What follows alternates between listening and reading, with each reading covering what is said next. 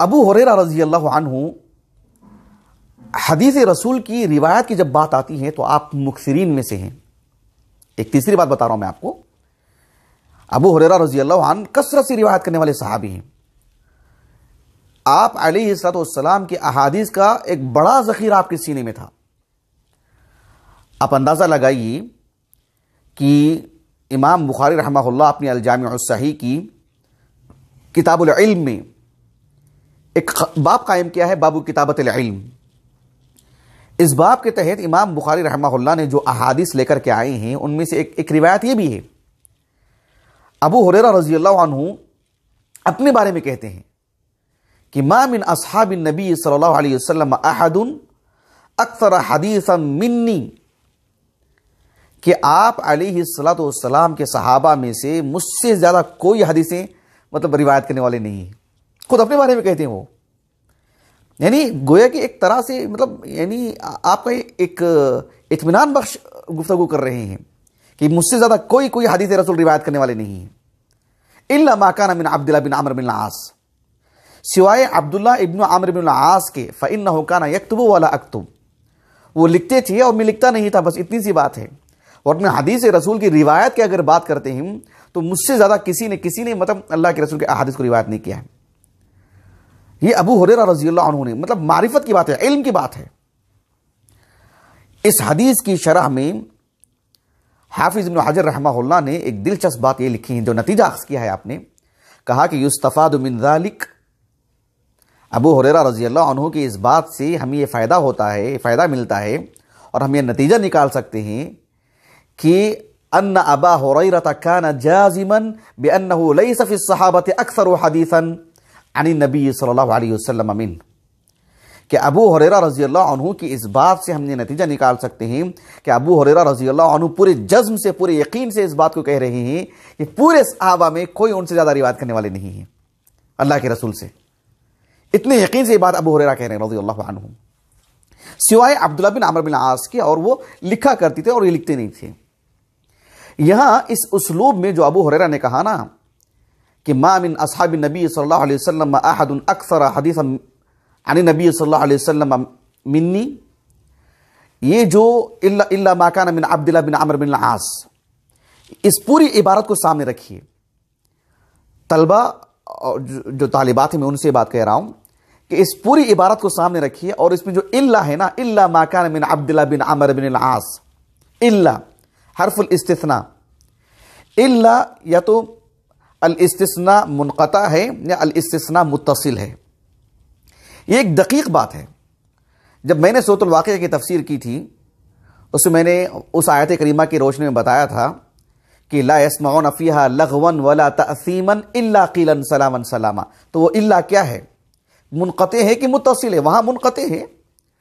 تو یہاں اگر الا منقطع، اب میں نہیں سمجھا سکتا کہ الا منقطع متصل اور منقطع کیا ہے، اب موضوع سے دور ہو جائیں گے اور پھر وہ اصل موضوع نہیں ہے ہمارا. لیکن میں وہاں کہہ چکا ہوں، وہاں سن لیں گے تو بات سمجھ میں آ جائے گی انشاءاللہ. اگر یہاں پر الا منقطع لے لیں گے تو بات بالکل درست رہے گی ظاہری اعتبار سے اور کوئی اشکال بھی نہیں ہوگا. لیکن اگر الا متصل مان لیں گے تو بات یہ ہوگی کہ ابو ہریرہ رضی اللہ عنہ سے بڑھ کر کے حدیث رسول کا علم کسی کو نہیں تھا. اگر الا متصل مان لیتے ہیں تو پھر اگر الا متصل مان لیں گے تو پھر کیسے اس کا حل کیا جائے گا؟ یہ کافی تفصیل سے لکھا ہے ابن حجر نے. انشاءاللہ میں اسے مستقل ایک موضوع کے تحت آنے والی نشست میں رکھوں گا کہ ابو ہریرہ رضی اللہ عنہ سے اتنی روایات جو ملتی ہیں ہم کو، اسباب کیا ہیں اس کے. ایک سبب میں آپ کو بتاؤں گا انشاءاللہ تفصیل کے ساتھ، سبب نہیں اسباب بتاؤں گا انشاءاللہ، وہاں پر اس مسئلے پر بھی گفتگو کروں گا. لیکن اس نقطے کو اپنے ذہن میں رکھے گا، آج میں نہیں بتا سکتا اس کو. بہرحال ابو ہریرہ رضی اللہ عنہ کا کثرت سے روایت کرنا اور احادیث رسول کی بڑی مقدار آپ کے سینے میں ہونا ایک معروف سی بات ہے. ابو ہریرہ رضی اللہ عنہ کو بھی اس کا اندازہ تھا، اس کا علم تھا. امام محمد ابن سعد رحمہ اللہ کی جو کتاب ہے نا الطبقات الکبریٰ، اس میں انہوں نے ابو ہریرہ رضی اللہ عنہ کا ترجمہ حیات لکھا ہے اور اپنے زمانے کے اعتبار سے لکھا ہے، یعنی اسانید سے، اور اسی ترتیب سے لکھی گئی کتاب ہے. لیکن یہ جو سند سے جو انہوں نے واقعہ نقل کیا ہے سند بالکل صحیح ہے. سب بصری علماء ہیں. محمد بن سعد رحمہ اللہ کے جو استاذ ہیں روح ابن عبادہ معروف شخصیت، ثقہ عالم دین ہے اور بہت ہی معروف ہیں، تو ان سے اس روایت کو لے کر آئے ہیں۔ روح ابن عبادہ رحمہ اللہ اپنے استاذ قہمس ابن الحسن سے، اور وہ بھی ثقہ ہیں، 140 پر 9 ہجری سن وفات ہے ان کا، اور روح ابن عبادہ کا 205 ہے، اور قہمس ابن الحسن رحمہ اللہ اپنے استاذ عبید اللہ ابن شقیق سے، جن کا سن وفات 108 ہجری ہے، اوساط تابعین میں سے ہیں۔ عبداللہ ابن شقیق رحمہ اللہ کہتے ہیں کہ ایک مرتبہ ابو ہریرہ رضی اللہ عنہ ملک شام آئے۔ تاریخ دمشق اٹھا کے دیکھیے آپ، اس میں بھی ابو ہریرہ رضی اللہ عنہ کا ترجمہ حیات ہے، اور آج جو سب سے اچھا نسخہ جو مانا جاتا ہے تاریخ دمشق کا 80 جلدوں میں، اس میں 60 پر 7ویں جلد میں ہے ابو ہریرہ کا ترجمہ حیات، کیونکہ وہ ملک شام گئے تھے نا، تو پھر دمشق گئے تھے وہ، اور دمشق ملک شام میں ہیں، تو پھر تاریخ دمشق میں جو بھی وہاں سے آئے گئے ہیں، جن کا بھی وہاں سے مرور ہوا ہے، سب کا ترجمہ حیات ہے اس میں، یعنی انبیاء میں سے بھی داؤد علیہ السلام کا بھی ترجمہ حیات ہے اس میں، کیونکہ وہ وہاں رہتے تھے۔ خیر، کہنے کا مقصود یہ ہے کہ ابو ہریرہ رضی اللہ عنہ بھی ملک شام گئے تھے ایک سے زائد مرتبہ۔ تو ہوا ایسے کہ ایک مجلس تھی، کچھ لوگ بیٹھے ہوئے تھے، تو ابو ہریرہ رضی اللہ عنہ نے جب لوگوں کے درمیان گئے اور ابو ہریرہ رضی اللہ عنہ نے اپنے آنے کا مقصد بتایا، اصل میں کسی نے ان سے پوچھا، کسی نے نہیں، کعب الاحبار نے پوچھا، کعب ابن ماتع جو کعب الاحبار سے معروف ہیں علمی دنیا میں، ابو اسحاق کنیت ہے ان کی، عثمان ابن عفان رضی اللہ عنہ کے دور خلافت میں آپ کا انتقال ہوا، یمنی ہے اصل میں، وہ ملک شام جا کر کے رہ گئے تھے۔ تو کعب الاحبار رحمہ اللہ کبار تابعین میں سے ہیں، اللہ کے رسول کا زمانہ پایا انہوں نے، لیکن ابو بکر صدیق کے زمانے میں اسلام قبول کیا۔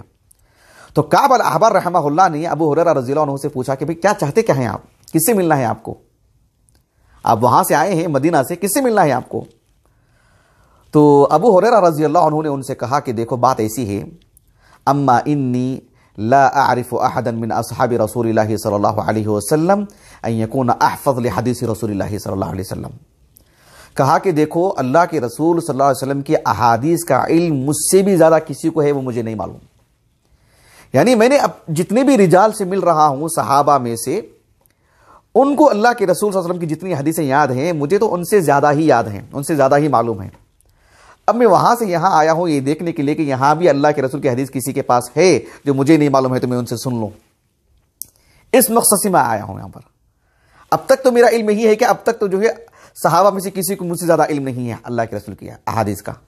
یہاں ہے کسی میں تو پھر میں انشاءاللہ معلوم کر لوں گا۔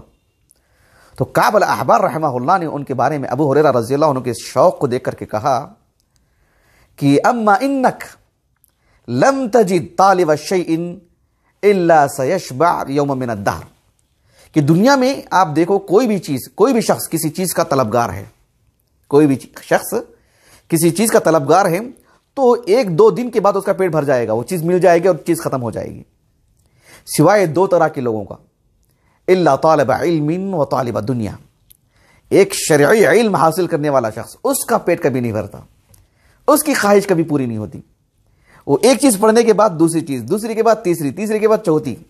اور دنیا داری جس کے اندر آ جائے، دنیا کی طلب جس میں آ جائے، وہ نشہ بھی اسے کبھی جینے نہیں دے گا، وہ بھی ایک قدم آگے بڑھتا ہی جائے گا۔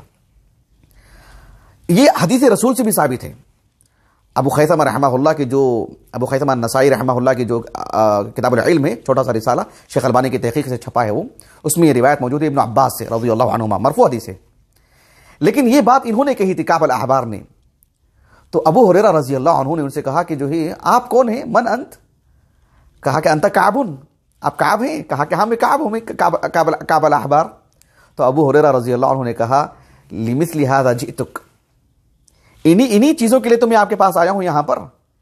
کہ آپ علیہ السلام کی کوئی حدیث یہاں پر جو ہے جو بڑے اصحاب علم ہیں ان کے پاس ہوگی تو میں ان کے پاس سے بھی لے لوں۔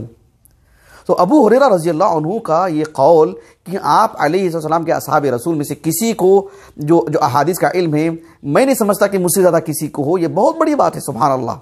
یعنی معروف ابو ہریرہ رضی اللہ عنہ کا قضیہ بہت معروف ہے کہ حدیث رسول میں اللہ رب العالمین نے آپ کو فوقیت عطا فرمائی۔ اسی لیے امام ابو عبداللہ الذہبی رحمہ اللہ نے سیر اعلام نبلاء میں امام ذہبی رحمہ اللہ سے متعلق لکھا کہ حمل عن النبی صلی اللہ علیہ وسلم علما کثیرا طیبا مبارکا فی لم یلحق فی کثرتہ، آپ علیہ السلام سے آپ نے خوب علم لیا، نفع بخش علم اللہ رب العالمین نے آپ کو عطا فرمایا، کہا کہ اللہ رب العالمین نے آپ کو جو علم عطا کیا، آپ کی زندگی میں بھی برکت، دیگر لوگ جو اس سے مالا مال ہوئے وہ بھی برکت میں ہیں، اور پھر سبحان اللہ، اللہ سبحانہ و تعالیٰ نے آپ کے ذریعے سے جو ذخیرہ حدیث ہم تک پہنچایا ہے، شریعت کے 50 مسائل اس سے حل ہو جاتے ہیں۔ لم یلحق فی کثرتہ، صحابہ میں سے کوئی بھی یعنی اس کثرت روایت میں کوئی آپ کی برابری نہیں کر سکے، آپ کی اس صف میں نہیں آ سکے۔ یہ معروف قضیہ ہے ابو ہریرہ کے بارے میں رضی اللہ عنہ۔ امام ذاہبی رحمہ اللہ نے ایک بات یہ بھی لکھا ان کے بارے میں کہ ابو ہریرہ رضی اللہ عنہ سے متعلق کہ اہل علم نے یعنی یحتجون، احتج المسلمون قدیما و حدیثا، یہ آپ کے الفاظ ہیں، احتج المسلمون قدیما و حدیثا بحدیثہ لحفظہ وجلالتہ واتقانہ وفقہہ۔ ابو ہریرہ رضی اللہ عنہ کے احادیث سے اہل علم نے خوب استدلال کیا، آپ کے ذخیرے احادیث سے خوب مالا مال ہوئے، اس کو دین کے ہر شعبے میں جو ہے مطلب اسے استدلال کیا گیا۔ ابو ہریرہ رضی اللہ عنہ کا پختہ حفظ، آپ کا اتقان، آپ کی علمی جلالت، اور آپ ایک عظیم فقیہ، اس اعتبار سے امت مسلمہ آپ سے خوب مالا مال ہوئی ابو ہریرہ رضی اللہ عنہ کی اس شخصی اعتبار سے۔ اسی لیے امام ذاہبی رحمہ اللہ نے کہا وَأَيْنَ مِثْلُ أَبِي هُرَيْرَةَ فِي حِفْظِهِ وَسَعَةِ عِلْمِهِ، ابو ہریرہ رضی اللہ عنہ جیسا کون ہے بتائیے، حفظ و اتقان میں اور جو ہے وسعت علم میں۔